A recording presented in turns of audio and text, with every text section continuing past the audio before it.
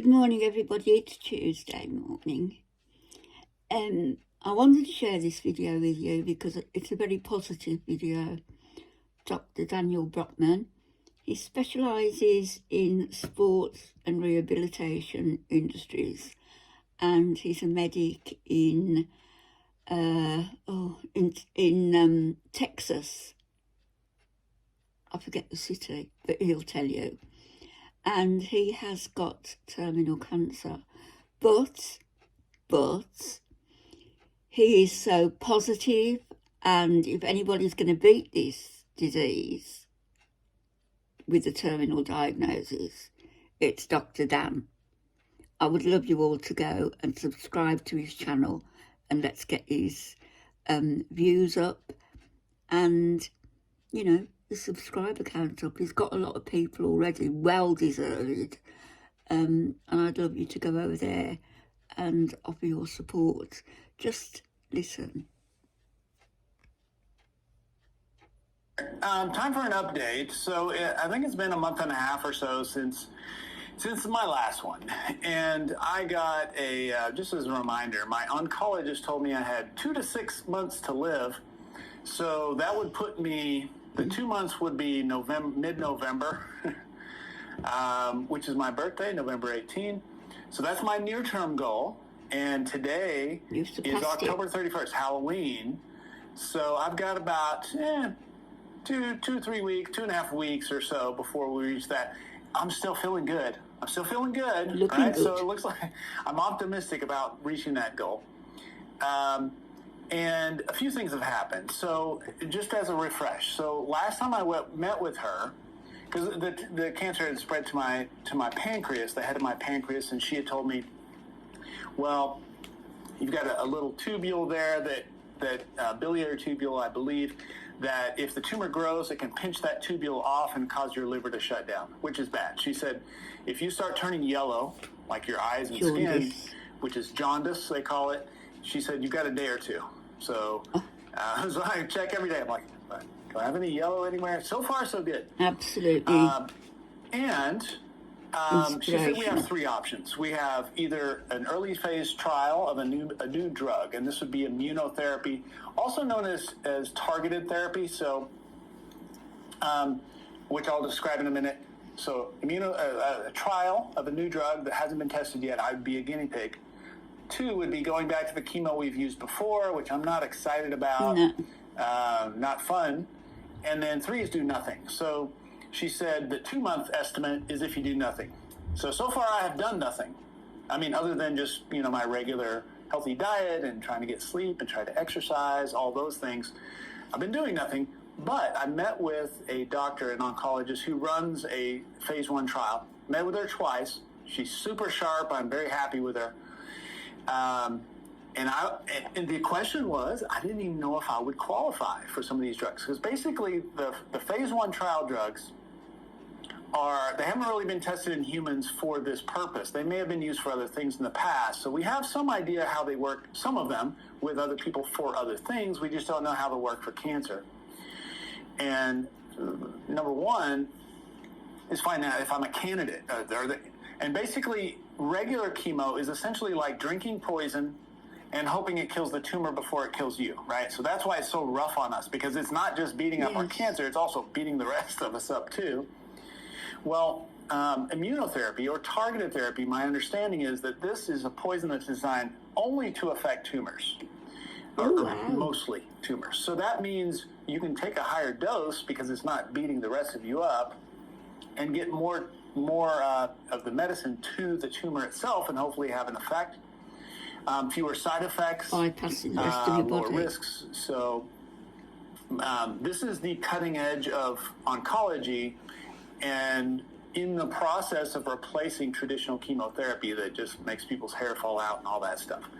So it's a very promising and encouraging process so far with immunotherapy, how it works in general. So it looks like that's going to be the new holy grail, or at least temporarily, for cancer. But we don't know if they had in this trial ones that targeted my tumors would respond to. So I went and did blood work, EKG. I had 2 visits now.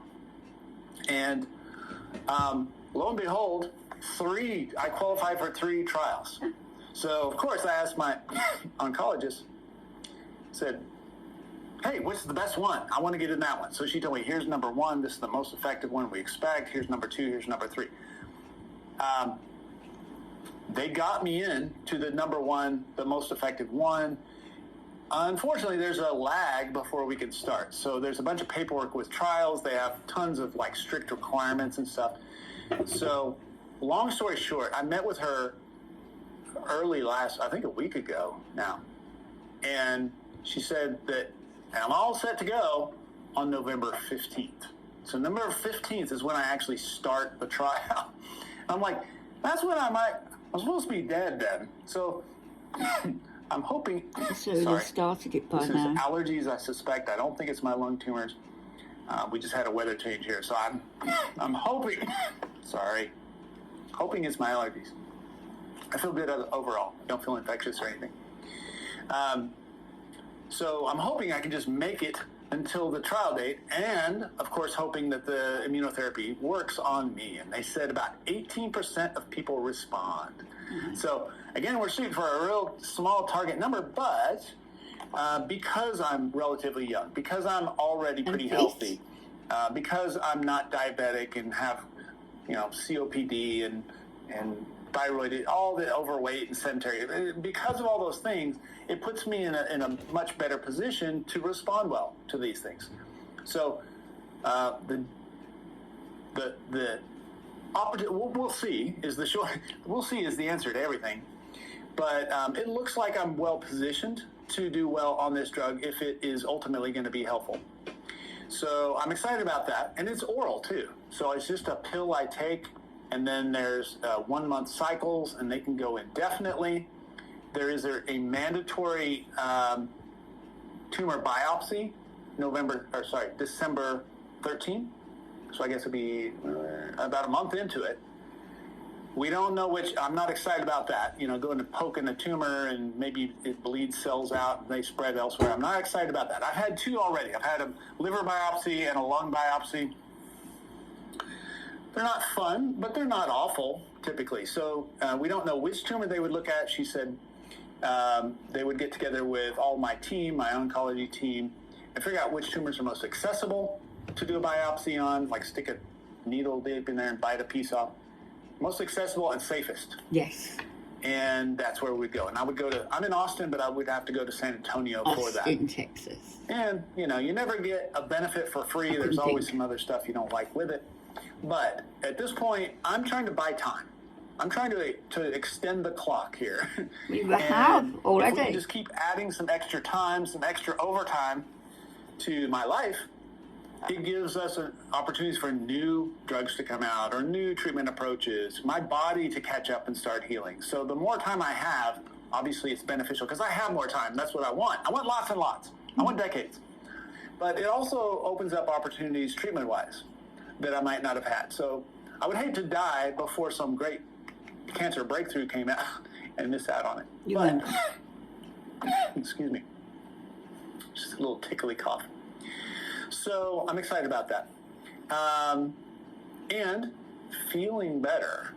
I got off keto, by the way. It was tearing up my stomach. I was having gas pains, just discomfort, bloating.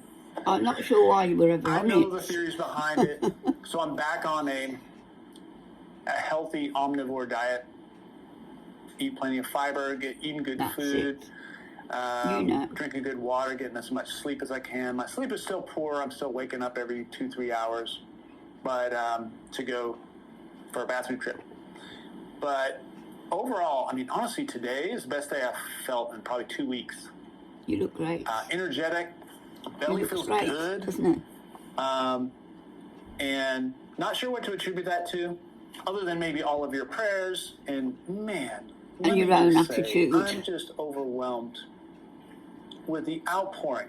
I feel like there is an ocean of prayers and love around me. It's so hard to even comprehend. I'm just so grateful to all of you guys, and I know a lot of you are going through the same thing yourself. or have a family member, loved one, friend who's going through this Yes, stuff, I or do. been through A it. close family member. And my prayers and my thoughts are with Starts all of chemo you. today. Of course. I wish I could respond to each of you individually in the way that you deserve. I read all your comments. And I would feel bad just leaving a like on it and not giving you the kind of comment it deserves. I'm just not able. It's too many. No. So my love to all of you, my well wishes, my good mojo, everything I can send you, just feel it coming through the screen at you right now. You are much, much, much appreciated and much loved. I'm loving life. Every day is an adventure. I touched on that last time. I've had some time to kind of reflect, and I'm not feeling quite as emotional as I did last time. I'm just more chirpy and happy. But that's every time we hit one of these milestones, You're it always looks positive. like things turned the wrong way. It takes me a bit to kind of work through it in my head and wrap my mind around it and deal with it. Okay, here's our plan going forward. It takes me a bit. And I think I spoke with you guys last 2 days after I'd gotten that news. That one didn't want, of course. But since then, I'm back to my usual chipper self. I continue working every day. Love it. I decided, some of you have asked, why are you working? It's because I love it. I have the best job I can think of, because which is getting to work with people who are in a lot of pain, and I call myself a pain Sherpa. Looking for a kind of a way to describe this. I don't fix anyone's pain, but a Sherpa is a guide who takes climbers up a mountain. The Sherpa knows the route. The Sherpa knows, hey, here are the best things to put in your bag. Oh, don't go that way, go this way. Here's a tip to prevent from freezing at night. So basically that's how I see my job, and it's so rewarding and enjoyable and stimulating and challenging to get to meet someone who may not even be able to do life, they may not be able to walk. Sorry to interrupt him. Can I just say also that if you go to Dr. Dan's channel, you will find tips and hints and advice on various chronic pain you may have, including back pain, lower back pain, etc. And very helpful. I found them helpful.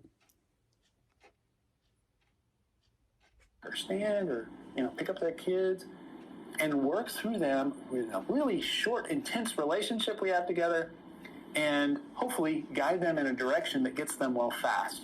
So I love my job. I wondered if I would at some point want to just sell my practice and travel the world for a month or something. I feel most complete here.